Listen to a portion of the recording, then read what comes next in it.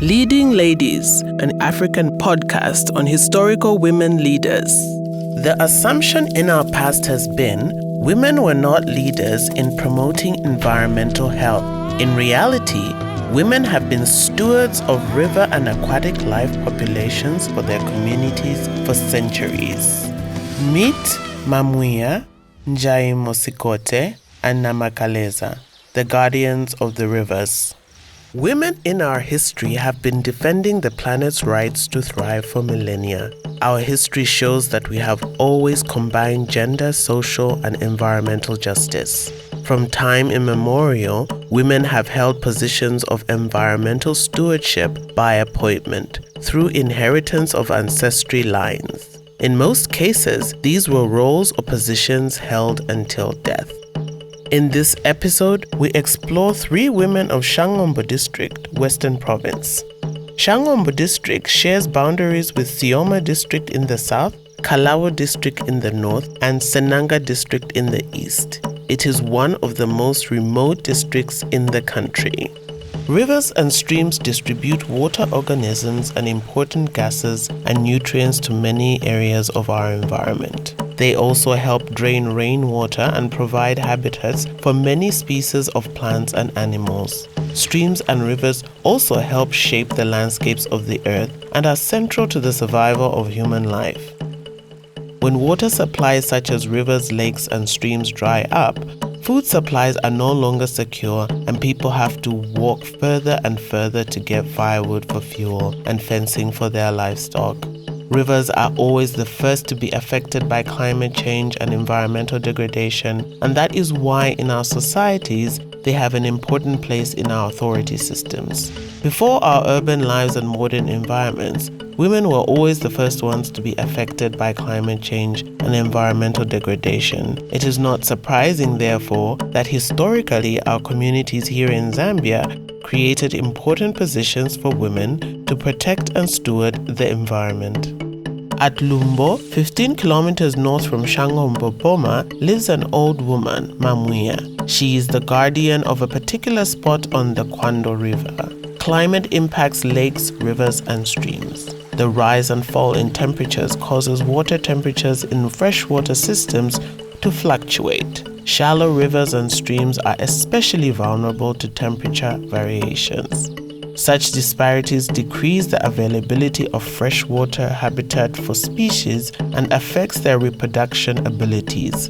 In addition, changes in stream flow create stress on aquatic plants and animals, decreasing survival rates. MA-Mwiya's role is to observe and manage human activity in order to keep the flow of the river constant and habitable for the fish and other inhabitants of the river. MA-Mwiya and the women before her who have held this position have been defending river rights for millennia. The populations of fish species and other aquatic life significantly affect traditional subsistence fishing communities such as those in Shangombo. In our past, the protection and success of water ecosystems often fell to women who were appointed to these stewardship roles from within their clan. At Lilondo, south of Shangombo on the banks of Lilondo stream, today, as in the past, people must ask Mbara clan family member, a woman by the name of Njaimo Sikote, if they can fish from the river. Most freshwater fish species can only survive in certain water temperature ranges or stream flow conditions. Changing stream or river flow due to drought or increased storms can increase runoff, which might include nutrients, pollutants, and sediment that can affect ecosystem health. It is the job of Njaimo Sikote to balance human activity, aquatic populations, and river ecosystems. Njaimo Sikote, as all the women before her, have been protecting the rights of fish species and other aquatic life. About 100 kilometers south of Shangombo, at a place called Oneteni, lives another guardian of a different section of the Kwando River called NaMakaleza. Her role is connected to the existence of planktonic algae and therefore the health of the river. Planktonic algae are microscopic plants found at the base of the aquatic food chain, and therefore all other life in the river relies on them. Planktonic algae live in every drop of water, pond, and stream water.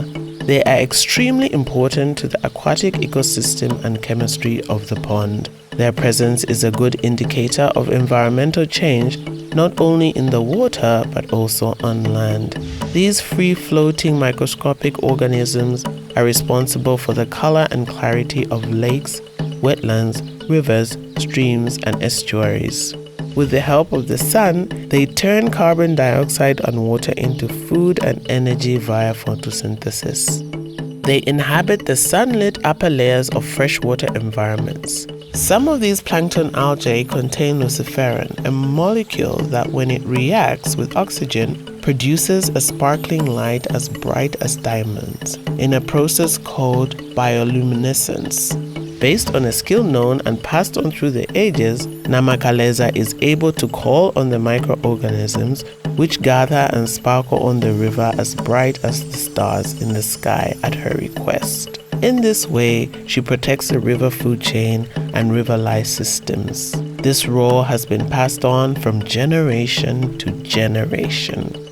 Our history shows that we have always combined gender, social, and environmental justice collectively and not as separate issues. African ecofeminism has long applied the relationship between women and nature into a variety of social structures, roles, and activities.